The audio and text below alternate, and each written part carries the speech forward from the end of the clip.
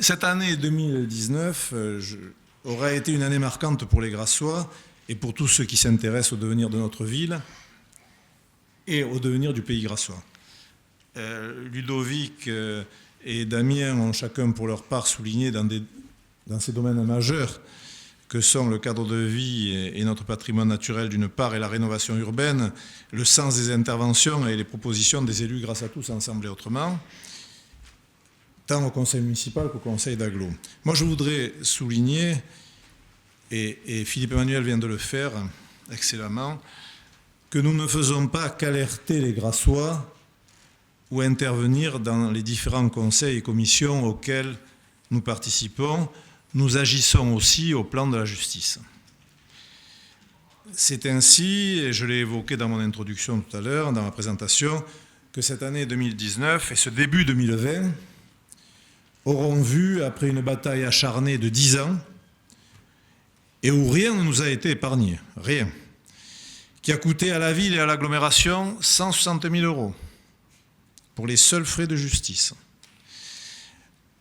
Eh bien, nous avons gagné, au bout de 10 ans de bataille, nous avons gagné dans le scandaleux, parce qu'il n'y a pas d'autre terme, dossier Symrise Aroma-Grasse Foncière Europe.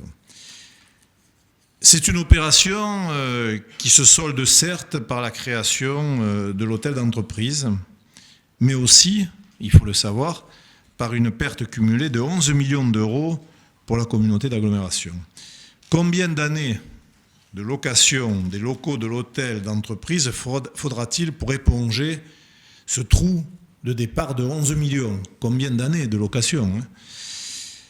Dans cette opération Symrise Aroma-Grasse, 750 000 € plus des avantages en nature divers avaient été accordés par M. Leleu et par la communauté d'agglomération à un marchand de biens sur la base d'un protocole transactionnel, c'est-à-dire d'un accord, auquel les élus, grâce à tous, s'étaient opposés lors du vote en conseil municipal en juin 2009.